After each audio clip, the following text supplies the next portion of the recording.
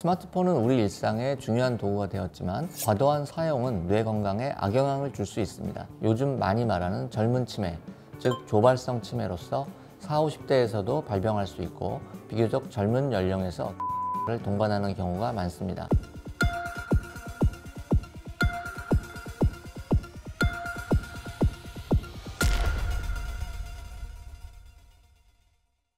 안녕하세요. 뇌를 건강하게 하자 송재준의 브레인 세라피입니다. 오늘은 젊은 층에서 조발성 치매가 증가하는 원인과 그와 관련된 스트레스 그리고 주변과의 유대를 통해 치매를 예방하는 방법에 대해서 이야기해 보겠습니다. 치매는 유전적 요인도 크고 생활 습관이나 스트레스가 미치는 영향이 크다는 점을 이전 영상에서 언급했는데요. 오늘은 특히 혈관성 치매와 알츠하이머병의 차이점 그리고 이를 예방하기 위한 행동을 함께 알아보겠습니다.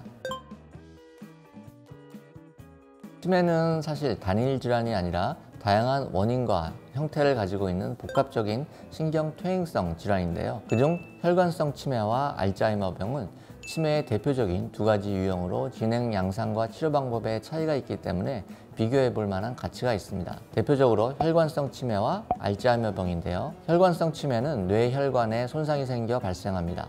뇌졸중이나 미세한 뇌혈관 손상으로 인해 뇌에 혈액과 산소가 충분히 공급되지 못해 뇌세포가 손상되면서 치매 증상이 나타납니다. 혈압관리, 고지혈증, 당뇨 등을 잘 관리하는 것이 예방에 중요합니다. 알츠하이머병은 치매의 가장 흔한 형태로서 뇌 속의 아밀로이드 베타 단백질이 비정상적으로 축적되면서 발생하는 퇴행성 뇌질환입니다. 이로 인해 뇌의 신경세포가 서서히 죽어가며 기억력 저하, 판단력 감소, 성격 변화 등이 나타납니다. 두 질병 모두 뇌기능 저하를 일으키지만 혈관성 치매는 뇌혈관 질환과 관련이 깊고 알츠하이머병은 신경퇴행성 변화로 인해 발생한다는 차이가 있습니다. 혈관성 치매는 예방이 가능한 경우가 많은데요. 생활습관 관리가 매우 중요합니다. 혈관성 치매는 보통 갑작스럽게 나타나며 한 번의 뇌졸중 후 증상이 단계적으로 악화될 수 있습니다. 주요 증상은 주의력 감소, 집중력 저하, 판단력 저하 등이 두드러지며 기억력보다는 실행 능력에 문제가 생기기 쉽습니다. 반면 알츠하이머병은 서서히 진행되며 초기에는 주로 기억력 상실이 주요 증상으로 나타납니다. 시간과 함께 언어 능력, 판단력, 문제 해결 능력 등이 점차 저하됩니다. 그럼 두 질환이 발생하는 연령대에도 차이가 있을까요? 혈관성 치매는 주로 노년층에서 발생하며 고혈압, 당뇨, 심혈관 질환과 관련이 있습니다. 하지만 알츠하이머병은 요즘 많이 말하는 젊은 치매, 즉 조발성 치매로서 40, 50대에서도 발병할 수 있고 비교적 젊은 연령에서 기억력 저하를 동반하는 경우가 많습니다. 그래서 젊은 나이에 치매가 발생한다면 알츠하이머병일 가능성이 더 높습니다. 다시 치료도 가능한 부분일까요? 뇌 세포는 한번 손상되게 되면 그 회복은 쉽지가 않습니다. 병이 진행하기 전에 이것을 빨리 발견하고 예방하는 것이 어떻게 보면 제일 중요합니다. 최근에 중요하다고 생각되는 게 치매의 전 단계, 경도인지장애에서 빨리 발견을 해서 이 환자분들이 치매로 넘어가지 않도록 예방하는 것에 대한 연구가 많이 이루어지고 있습니다. 그럼 이 경도인지장애라는 게 주로 이제 기억력이나 공간 지각력, 언어 지각력 이런 그 지적인 능력이 떨어지는 걸 말하는데요. 인지기능 검사를 하면은 정상인과 어느 정도 구분되는 그런 결과를 확인할 수 있습니다. 오래전의 일은 잘 기억을 하는데 비교적 최근에 있었던 그런 일을 잘 기억을 못한다든지 어디 물건이나 이런 걸 잘 어디에 두었는지 잃어버린다든지 일상생활에 어느 정도 좀 지장이 있는 것 같다. 일이나 가정생활에 문제가 있는 것 같다고 하면은 사실은 인지기능 검사를 좀 받아보는 게 필요합니다. 이게 건망증이랑 이게 실제로 좀 질병으로서의 시그널로 구분하는 게 좀 헷갈리는데 어떤 예시가 있을까요? 건망증 같은 경우는 이게 일상생활에 막 크게 지장이 없는 경우를 말하는 거기 때문에 질병이라고 하기는 어렵지만 일상생활에 지장이 있고 이게 상당 기간 동안 지속적으로 유지가 된다고 한다면 이거는 경도인지장애의 가능성이 더 높습니다. 스트레스를 받거나 그런 환경에서는 일시적으로 기억을 잘 못하게 되는 그런 경우도 있습니다. 그런 게 없는 환경에서도 인지기능에 문제가 있다고 한다면 이거는 어떤 질병을 한번 의심을 해봐야 됩니다. 치매는 유전적 요인이 있지만 생활 습관과 환경적 요인도 매우 큰 영향을 미칩니다. 주변과의 유대는 치매 예방뿐만 아니라 뇌 건강과 정신 건강에도 중요한 역할을 합니다. 여기 몇 가지 실천 방법을 제안드립니다. 대화는 뇌를 자극하여 인지 기능을 유지하는 데 큰 도움이 됩니다. 말을 할 때 우리는 다양한 단어를 선택하고 정보를 조직화하며 이러한 활동이 뇌의 여러 부분을 자극합니다. 자주 대화를 나누면 뇌의 활발한 활동을 촉진할 수 있습니다. 가족과 함께 바둑이나 장기, 고스톱과 같은 전략적인 게임은 뇌의 활동을 촉진하는 좋은 방법입니다. 이 게임들은 덧셈, 뺄셈을 하거나 전략을 세우며 뇌의 계산 능력을 자극합니다. 특히 카드 게임들은 빠르게 계산을 해야 하는 덧셈과 뇌의 기억력을 자극해 치매 예방에 도움이 됩니다. 함께 산책을 하거나 가벼운 운동을 하면서 뇌로 가는 혈류를 원활하게 해주는 것도 뇌 건강에 매우 중요합니다. 신체 활동은 혈관성 치매 예방에 큰 도움을 줍니다. 좋은 수면은 뇌를 회복시키는 중요한 시간입니다. 수면 중에는 뇌에서 독소가 제거되기 때문에 모두 충분한 수면을 취하는 것은 노화를 늦추고 뇌를 보호하는 데 도움이 됩니다. 요즘 들어서 혼자서 사는 인구가 많이 늘어나는 만큼 젊은 층에서도 젊은 치매라든지 그런 뇌질환이 좀 빨리 발생하는 게 아닐까 이런 생각도 들어요.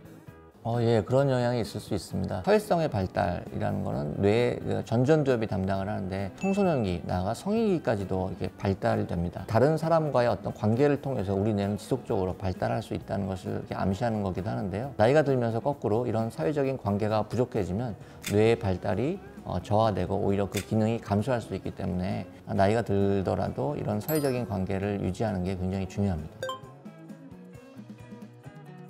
스트레스와 멀티태스킹은 뇌 건강 면에서 매우 해롭습니다. 스트레스는 만성화되면 뇌 속에 코르티졸이라는 호르몬이 과도하게 분비되면서 해마와 같이 기억을 담당하는 부분에 손상을 유발할 수 있습니다. 이로 인해 인지 기능이 저하되고 기억력이 감퇴될 수 있습니다. 멀티태스킹은 특히 뇌에 큰 부담을 줍니다. 뇌는 한 번에 여러 가지 일을 동시에 처리하기보다는 한 가지 일에 집중하는 것이 더 효율적입니다. 멀티태스킹을 하면 뇌는 자원을 효율적으로 사용하지 못하고 각 작업 간 전환할 때 집중력이 떨어집니다. 이로 인해 뇌가 과부하 상태에 빠지고 장기적으로는 인지능력 저하와 피로를 초래할 수 있습니다. 멀티태스킹을 피하고 한 가지 일에 집중하는 것이 뇌 건강을 지키는 방법입니다.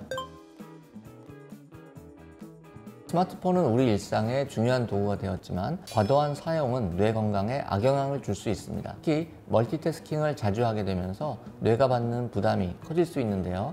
이는 장기적으로 인지기능 저하와 치매 발병에 영향을 미칠 수 있습니다. 스마트폰을 사용할 때 우리는 여러 작업을 동시에 처리하는 멀티태스킹을 자주 하게 됩니다. 예를 들어 메시지를 보내면서 동시에 뉴스를 읽거나 영상을 보면서 웹 검색을 하는 식입니다. 이 과정에서 뇌는 자원을 여러 작업에 나누어 사용을 하게 되며 결국 집중력 저하, 주의력 결핍을 일으킬 수 있습니다. 장기적으로는 기억력과 학습 능력도 떨어질 수 있습니다. 스마트폰에서 나오는 청색광은 수면 주기를 방해해 멜라토닌 분비를 억제합니다. 수면 부족은 뇌에서 독소 제거를 방해하여 알츠하이머 병과 같은 치매의 위험을 높일 수 있습니다. 최근에는 디지털 치매라는 용어가 등장할 정도로 스마트폰에 과도하게 의존하면서 기억력 감퇴와 집중력 저하가 나타나고 있습니다. 스마트폰에 의존하여 정보를 기억하지 않고 바로 찾는 습관은 뇌의 기억 저장 능력을 저하시키고 장기적으로는 치매 발병 위험을 높일 수 있습니다. 구체적인 예방 방법으로는 스마트폰 사용 시간을 줄이고